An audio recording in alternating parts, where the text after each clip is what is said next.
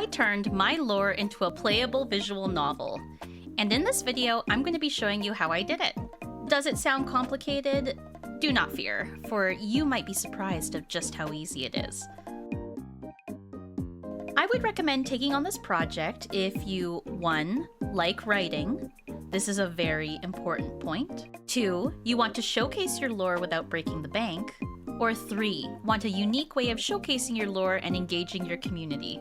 When I was first scripting out my lore, like many of you, I looked to other VTubers for inspiration. I looked at corpo VTubers and indie VTubers and everyone in between. They had all these amazing stories behind their models that were so cool to see to come to life. There was animation and manga panels and animatics.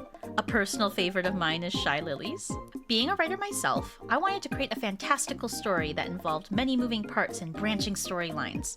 I'm a Magicoco VTuber, as you can see, and so you can imagine the stories that I was thinking of and where my inspiration comes from. I began to plan so much that I quickly realized I was not going to be able to afford any kind of animatic, let alone a full-blown animation. One thing I haven't seen done much before was visual novel type lores. I've seen some short ones here and there from big corpo VTubers, but I wanted something long and drawn out because I'm just crazy like that. Some of my favorite stories come from visual novels, like AI the Somnium Files, Ace Attorney, and Steins Gate. Over time, I also learned that my community on Twitch really likes visual novels too, and so I decided to combine my love of visual novels and storytelling into this project. The first step is choosing which program you want to create your visual novel in. There are so many different types of programs out there. This includes programs such as Visual Novel Maker and Nanny Novel, but I found that the general consensus for most people is to use Ren'Py for their first visual novel project. Ren'Py is extremely powerful and really easy to use. I literally learned how to code in Ren'Py with no prior coding experience in just 1 week. There are so many tutorials online on how to code and customize Ren'Py to your liking. If you feel that you need inspiration on what you can do in Ren'Py, check out Doki Doki Literature Club and Slay the Princess. Both of those are popular games that are coded in Ren'Py. There's also a really long handbook of how Ren'Py works, but I personally found it kind of hard to read. I found YouTube videos and Reddit threads much easier to understand. Now, for me personally, I can't really work on the meat of something until it looks nice to my eye. So my first step was customizing Ren'Py as much as I could before actually writing the story.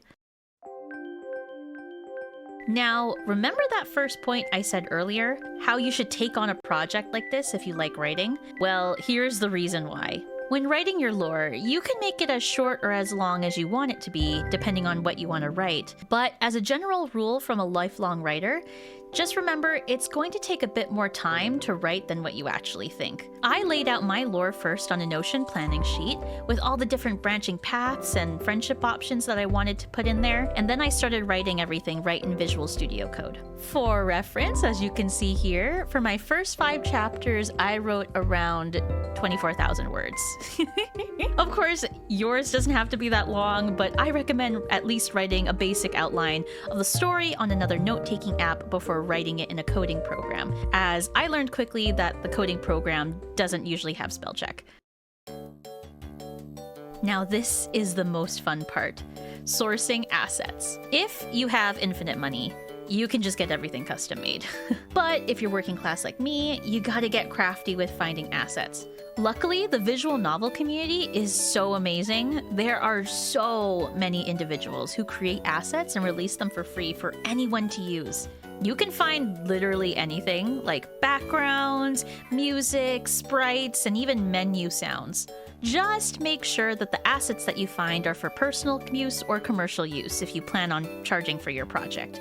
If you need help sourcing sprites, try asking your VTuber friends if they're willing to become characters in your lore. They can take screenshots of them making different expressions in VTube Studio, and then you can use them as assets. Remember, this is your lore, so you can take screenshots of your model too and use them in your visual novel. For me, I decided to source all my assets in the free commercial use realm, but I decided to splurge on an artist for custom character sprites. Overall, I spent around $200 sourcing assets for my visual novel, which I think is pretty good considering how expensive art can be nowadays. Once you have the majority of your pieces together, be sure to test your visual novel and make sure everything is displaying correctly.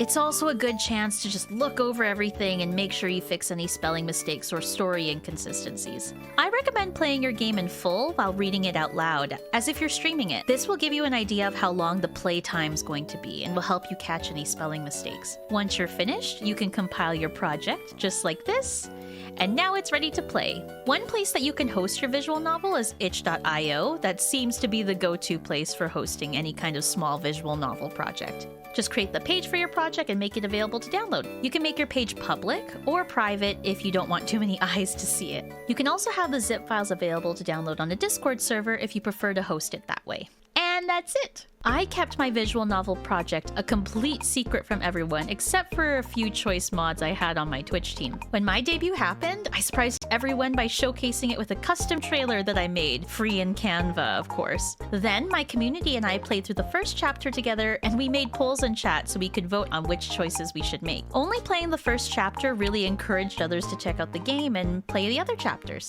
It was so cool to see my community so engaged in something that I made. Seeing all the different streamers who ended up streaming it and watching their community's reactions, it was just so cool to see. I also got a lot of compliments of how this was such a unique way of showcasing my lore that they hadn't seen before. I highly recommend taking on a project like this if you have the time. It's so incredibly rewarding and it adds a lot of value to your debut. I hope this tutorial serves useful to you in creating your own visual novel story. And if you're interested in playing my visual novel, you can download it on my itch.io page in the description below. Happy writing, and let's meet again soon!